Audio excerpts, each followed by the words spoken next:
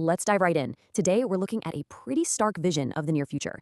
It's a scenario where the entire global order just pivots on a dime. And we're not talking about a slow, gradual shift here. This is a fundamental, jarring break with the world we all know. This one sentence right here, it's really the heart of this whole analysis. It's declaring a massive, seismic shift away from the last few decades of globalization, where economic efficiency was king. Well, according to the source material we're looking at, that world, it's just gone. So if that's over, what comes next? Well, it's this new idea, geopolitical optionality. And it's actually pretty simple when you break it down. It means we've shifted from who can make it the cheapest to who can we actually trust to make it. Suddenly, it's all about your friends, your allies, and knowing your supply chain is secure. So let's talk about this new global reality. And look, this isn't just some abstract theory. The whole scenario we're digging into hinges on one single, jarring event that supposedly changes everything. And when we say change, we don't mean a gentle evolution. The source material is really specific here. It calls it a violent pivot. Just a sudden, sharp break from everything we knew before, all sparked by one huge catalyst. Okay, so what was it? What was the big event? Well, it all comes down to a single moment, February 28th, 2026. That's the flashpoint that in this particular scenario kicks this whole thing off. And just look at how fast this all happens. It's staggering, really. We're talking about a 72-hour window where you go from escalating tensions to military strikes, the death of a supreme leader, and then, boom, a critical global trade artery just gets shut down. The dominoes don't just fall here, they completely collapse on top of each other. And that's when this geopolitical mess becomes a very real, very physical problem.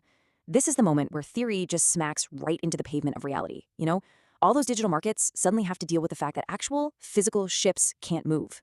The source has a pretty intense term for this, logical asphyxiation. And wow, that really paints a picture, doesn't it? It's exactly what happens when a key artery for global trade gets completely choked off. The whole just-in-time delivery system that we rely on, it's suddenly gasping for air. And to get a sense of just how big a deal this is, look at this number, 20%. That's roughly how much of the entire world's oil and natural gas has to pass through the Strait of Hormuz. And in this scenario, it's just gone, cut off, instantly. And so what's the immediate result of that? Well, this. Transits through the strait just crater. They drop by a staggering 70%. We're not talking about a reduction here, folks. This is decimation. So as you can probably guess, the markets went into absolute turmoil. I mean, it was immediate, it was chaotic. With the physical world in such a mess, financial markets were just scrambling to figure out what anything was worth anymore. Okay, so first up, gold. It's always been seen as that ultimate safe haven asset, right? The thing you run to in a crisis. Well, now its big moment has arrived. And that theory, it becomes a pretty violent reality. The result is a massive surge, with the price heading towards $5,300 an ounce.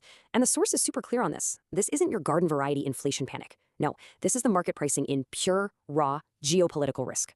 All right, what about silver? The source has this great metaphor for it, calling it a coiled spring. And that's because it has this kind of split personality, right? It's an industrial metal, but it's also a monetary asset. And in a crisis like this one, guess what? Everybody wants both. And that coiled spring just unleashes with incredible force. We're talking a 68% gain year to date. All those investors who are looking for what you might call high beta safety, a safe haven that could also give them huge returns, they are just piling into silver. Okay, now for the most obvious, direct impact of all of this, oil. The idea of an oil shock, it's not a forecast anymore. It's not a what-if scenario. It's happening. It's an active, ongoing, physical disruption. The tankers are literally just stopping. And with all the major shipping companies suspending their routes, you see Brent crude targeting over $100 a barrel. This, right here, is what massive geopolitical risk looks like when you go to fill up your car. So, okay, supply chains are broken, markets are in turmoil. What happens next? How does the rest of the world even begin to adapt? We're moving beyond just asset prices now. We're talking about a complete reshuffling of the entire global economy. And you start to see different strategies pop up pretty quickly. You've got a country like India, for instance, which is showing some real resilience. They're using their strategic oil reserves and their ability to just pivot to suppliers like Russia. Then you have other areas, like strategic metals, lithium for all the electric cars. The long-term demand is still there for sure, but the short-term panic kind of puts all that on the back burner. But really, the one theme that connects everybody, it's this renewed, urgent focus on just how fragile our supply chains really are. So this table here, it's basically a scorecard. It summarizes the whole framework laid out in the source material. The gold supercycle, confirmed. That oil shock we talked about, it's now active. India's role as a growth hub, supported. It's basically a snapshot of how the original predictions are holding up in this chaotic new world. So what's the big takeaway from all of this? What's the bottom line? It's this. The idea of the world fracturing and breaking apart, that's not a prediction anymore. It's the new baseline. It's the starting point. It's the world we're now living in. And every single strategic decision has to start from there. And that's where this analysis leaves us. The world has fundamentally changed. Energy costs more, goods cost more. That inflationary floor has been permanently lifted. So the only real question left is the one you see right here. What on earth happens next?